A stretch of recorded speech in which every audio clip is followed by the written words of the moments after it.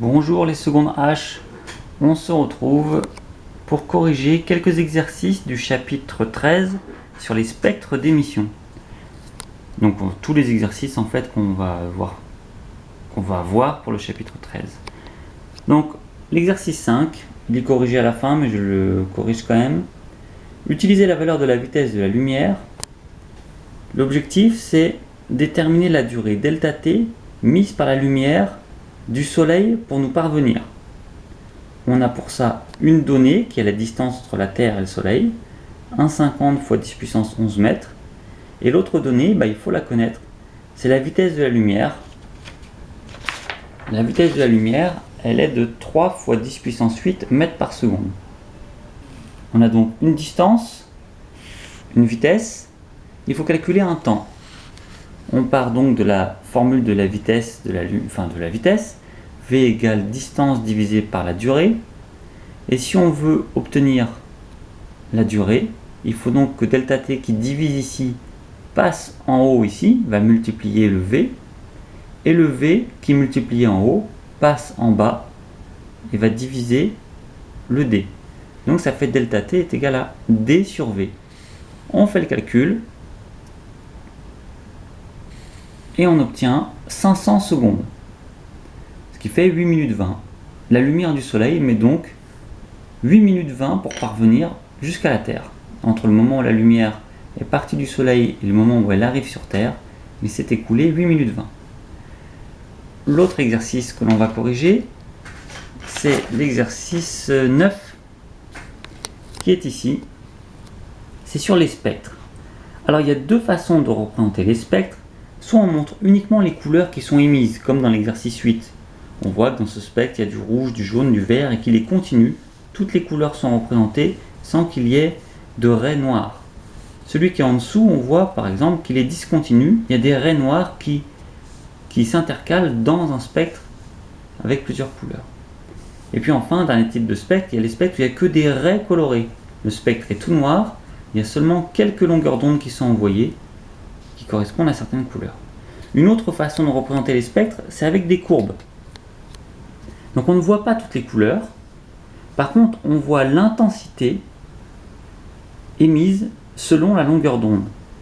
C'est-à-dire qu'en fait, ici si on regarde les couleurs de ce spectre, on ne sait pas si ce vert-là il est émis avec une intensité importante ou pas. On sait juste qu'il est émis. Grâce à cette courbe, on peut voir que selon la longueur d'onde, l'émission est plus ou moins importante, l'intensité est plus ou moins importante. Alors on va essayer de répondre aux questions. Ici on voit deux spectres, il y en a un qu'on peut appeler le bleu et puis l'autre le rouge. Expliquer pourquoi dans les deux cas on peut parler de spectre continu. Et bien on l'a dit, le spectre est continu quand il n'y a pas de partie sombre, de raies noires. On voit que le spectre, à toutes les longueurs d'onde, il émet quand même une intensité lumineuse, il n'y a pas de pic vers le bas. Donc c'est un spectre continu. Deuxième question, comparer ces deux spectres. Dans quel cas la température est-elle la plus élevée? Alors dans le cours du chapitre 13, on comprend que lorsqu'un corps chauffe, le spectre s'agrandit du côté du violet et du bleu. Ça veut dire quoi? J'essaie de l'expliquer avec un autre spectre. On regarde celui-là. Celui qui est ici, là, du bas. Quand un corps chauffe, admettons on chauffe n'importe quoi, une barre de fer par exemple, elle va commencer par être rouge. Donc voilà, le spectre s'agrandit comme ça vers la gauche. La barre est rouge. Si on chauffe encore, il se continue de s'agrandir, on va avoir du rouge plus du jaune. En lumière, du rouge plus du jaune, ça donne du orange. On chauffe encore, s'ajoute alors le vert. Rouge plus vert, ça donne du jaune. Donc dans l'ordre, quand on chauffe un corps, il est rouge, puis après orange, puis après jaune. Et si on ajoute le bleu qui reste dans le spectre, et si on ajoute du rouge, du vert et du bleu avec des lumières, ça fait du blanc.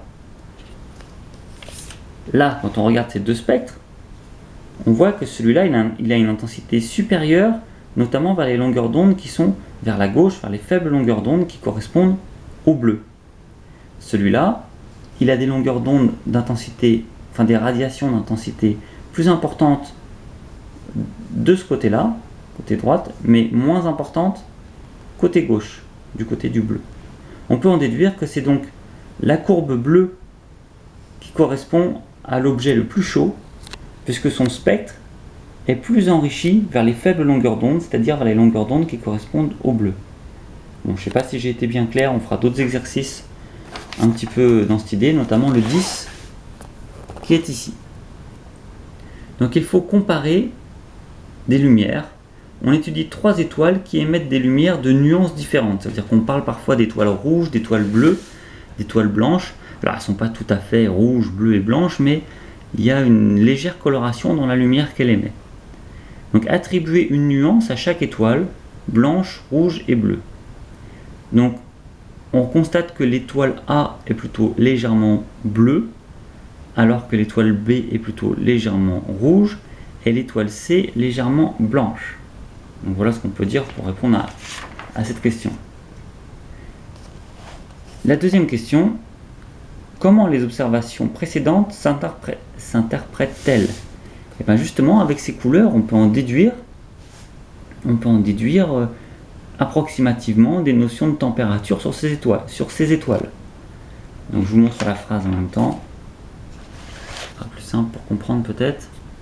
Donc lorsque la température d'un corps augmente, son spectre s'enrichit vers le violet. C'est ce qu'on a vu juste à l'instant. Il s'agrandit du côté du bleu, du violet.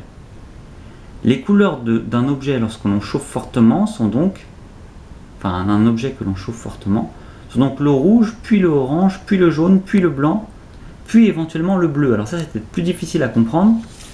Ce que je vous ai dit tout à l'heure, je n'ai pas parlé du bleu. En effet, on chauffe un corps, il est d'abord rouge, après il devient orange parce que rouge plus jaune ça fait orange, après il devient jaune parce que rouge plus vert ça fait jaune, après il devient blanc parce que rouge plus vert plus bleu ça fait blanc, et après ce qui se passe quand un corps chauffe encore plus, il continue à s'agrandir du côté des ultraviolets et il commence à perdre en intensité vers le rouge. Et du coup, une étoile qui est très très chaude, elle n'a pas beaucoup de longueur d'onde vers le rouge, et c'est pour ça qu'on la voit bleue, parce que quand on a des longueurs d'onde qui sont bleues et vertes, ça va donner une lumière plutôt bleutée. Donc on peut en déduire que l'étoile la plus chaude, c'est donc celle qui est bleue, qui a une nuance bleue, que la moins chaude, c'est celle qui a une nuance rouge, parce que ça veut dire qu'elle a encore beaucoup de rouge, mais qu'elle n'a pas beaucoup de bleu. Peut-être comme ça par exemple. Elle est donc moins chaude que l'étoile blanche qui, elle, aura la totalité du bleu si on l'aperçoit bien blanche. Donc, pour les étoiles, je vais y arriver, on peut donc en déduire que l'étoile la plus chaude est l'étoile A, puisqu'elle est bleue, puis l'étoile C, celle qui est blanche, et enfin l'étoile B, l'étoile qui a une nuance rouge, est donc la moins chaude. Voilà pour l'exercice 10. On passe à ceux d'en dessous que je fais uniquement à l'oral comme ça. Repérer le spectre d'émission d'un gaz parmi les deux spectres ci-dessous. Alors on en voit un qui est continu. Un spectre continu s'obtient en chauffant un corps, mais un corps solide ou liquide. Donc celui-là ne correspond pas à un gaz.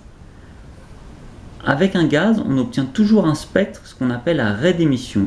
Ça veut dire que là, on ne voit peut-être pas bien avec la caméra, mais il y a quelques longueurs d'onde, quelques radiations à des longueurs d'onde bien précises qui sont émises. C'est ce qu'on appelle des rays. Quand on excite, quand on donne de l'énergie à un gaz, voilà ce qu'on obtient. Il libère son énergie sous forme de rays colorés. On voit mieux comme ça. Donc quand on obtient des rays, ce sont des spectres liés à un gaz. Donc là, c'est donc le spectre A qui correspond à un gaz. Exercice 12. Les deux spectres ci-dessous correspondent-ils au même gaz? Eh bien c'est très simple. Si c'est le même gaz, ça doit être exactement les mêmes raies qui sont émises. Là, on remarque que les raies ne correspondent pas. On voit que la raie orange qui est là n'est pas en dessous, et la raie verte qui est là n'est pas en dessous non plus. Il n'y a pas de correspondance des raies, donc ce ne sont pas les mêmes gaz. Un même gaz va émettre toujours les mêmes raies, aux mêmes endroits, aux mêmes longueurs d'onde. On passe à l'exercice après, c'est le 16 qui est ici. Voici les longueurs d'onde de quelques radiations émises par le cadmium. Donc 468, 480, 508 et 643. On a réalisé à l'aide d'un spectrophotomètre le spectre de la lumière émise par un gaz. Alors voilà un spectre. Une nouvelle fois, on ne voit pas les couleurs, mais on voit les longueurs d'onde qui sont émises. Vous voyez, on voit l'intensité lumineuse selon la longueur d'onde. Et on observe des pics. Et en fait, chaque pic correspond finalement à une raie. Donc ce gaz peut-il être le cadmium? Pour ça, il faut essayer d'évaluer les longueurs d'onde de chaque pic. Ça permet d'évaluer les longueurs d'onde des raies. Donc si on prend ici, donc 610, 20, 30, 40, on a une longueur d'onde à peu près vers 640. Et on voit que le cadmium, 643. Donc déjà, ça correspond à peu près. Ici, on a une longueur d'onde qui est entre 500 et 510, un peu plus proche de 510, donc je sais pas, 508 par exemple. Et hop, on voit 508 ici. Les deux dernières raies, elles sont pour l'une vers 478, je dirais à peu près. Et là, on voit 480. Et celle d'avant, 465 à peu près. Et là, on a 468. Donc on observe une correspondance entre les raies obtenues dans le spectre et les raies du cadmium. Il est donc très fort probable que ce gaz soit du cadmium. Les petites différences qu'on a obtenues sont essentiellement liées à la précision de la lecture sur le graphique. On passe à l'exercice 17. Donc l'exercice 17, il faut, je vais peut-être pas tout relire, ça va être trop long sinon. Bon, première question, de quel type de spectre s'agit-il? Eh bien, on observe un fond noir avec des raies. Il s'agit donc d'un spectre de raies d'émission. Ça s'écrit comme ça, vous l'avez dans le cours, mais un spectre de raies d'émission. Question 2. S'agit-il du spectre d'une lumière monochromatique? Alors il faut connaître ce terme. Monochromatique, ça veut dire une lumière qui n'est composée que d'un seul type de radiation, c'est-à-dire d'une seule longueur d'onde. Alors on regarde, si on n'observe qu'une seule raie, c'est monochromatique. Et on n'observe pas qu'une seule raie, alors on en voit une ici, une ici, une là et une qui est quasiment invisible là vers 410. Donc il y a 4 raies, donc ce n'est pas un spectre d'une lumière monochromatique. On peut dire que c'est polychromatique, il y a plusieurs longueurs d'onde. Finalement, il n'y a que les spectres des lumières laser qui sont monochromatiques, si on résume un peu.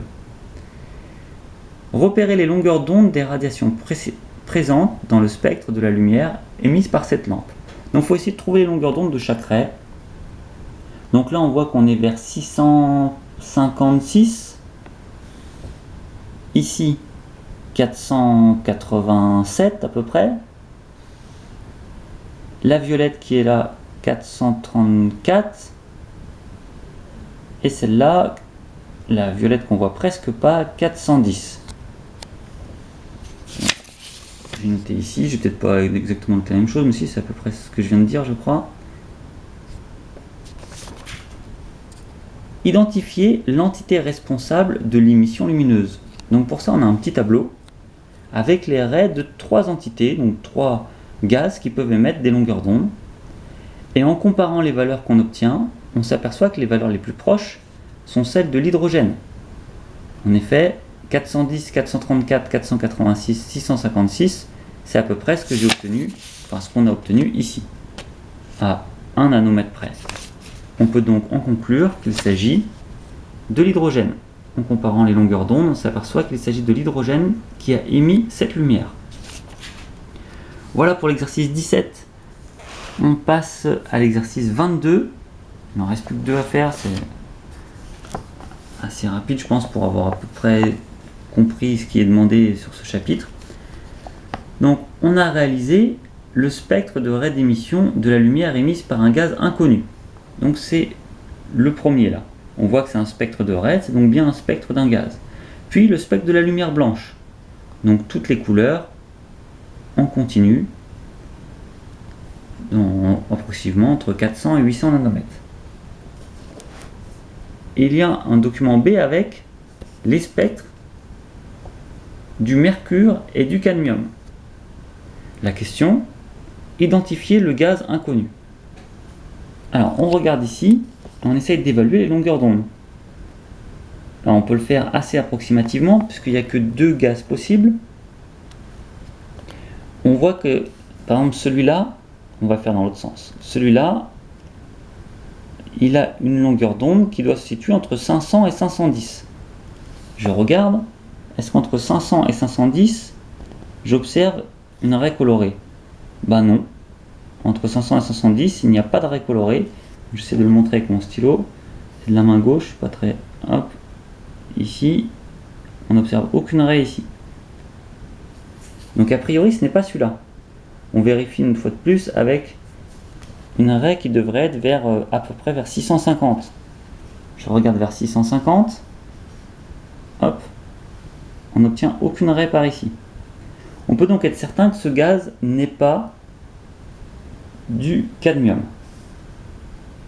Par contre, pour ce qui est du mercure, on voit une raie, enfin on voit un pic qui est vers 580 et un pic qui est vers 550. Si on regarde ici, on voit en effet une raie à 550 qui est verte et une raie à peu près à 580. Enfin, les 2 raies qui sont là, un peu au-dessus de 400, une entre 400 et 410, l'autre vers 430. Et ça correspond à ces 2 raies qui sont ici, une à 400 et une vers 430. Donc le gaz inconnu est donc, d'après ce que l'on observe ici, du mercure. Les raies correspondent bien au pic qu'on observe sur ce graphique. Donc c'était un peu rapide, mais c'était pour comprendre l'idée. Le dernier exercice que l'on corrige, c'est le 30. Donc type résolution de problème, vous allez voir, c'est pas si dur que ça. On demande à quelle classe d'étoiles le Soleil appartient-il. On a pour ça 3 documents. Je commence par le dernier. En effet, les étoiles elles sont classées par rapport à leur température de surface. Donc il y a des classes avec des lettres. Et selon leur température, vous voyez de la plus chaude en haut, enfin les plus chaudes en haut, et les plus froides en bas. D'ailleurs, on voit que les couleurs, comme on a dit tout à l'heure, enfin les plus froides, 3000 degrés, hein, c'est pas très froid. Hein. Les moins chaudes, on va dire, sont rouges, les plus chaudes sont bleues. On cherche à savoir où se situe le Soleil. On a pour ça le spectre du Soleil. On s'aperçoit que le pic d'intensité lumineuse se trouve approximativement vers 480 nanomètres. C'est un peu approximatif, hein. L'idée c'est de comprendre le principe plus que de donner une réponse extrêmement précise. Donc vers 480 nanomètres, c'est là où on a le pic d'intensité lumineuse. Et il se trouve que la température de l'étoile est liée au pic d'intensité lumineuse. C'est ce qui est marqué ici. Température de surface et longueur d'onde de la radiation émise avec le maximum d'intensité. Donc le maximum d'intensité, il est vers 480 nanomètres. Donc je regarde ici, sur cette courbe, vers 480 nanomètres, quelle va être la température. Si je regarde du dessus comme ça, on s'aperçoit que si on est vers 480 nanomètres, on a une température qui est un petit peu en dessous de 6000 degrés, mais nettement au-dessus de 5000 degrés. Par exemple, là c'est difficile à dire vraiment précisément comme ça, mais on serait approximativement vers 5800, peut-être 5800 degrés Celsius. Quelle est alors la classe du Soleil? Eh bien on cherche, ce serait une classe G de 5000 à 6000 degrés qui donne une étoile de nuances de couleur plutôt jaune.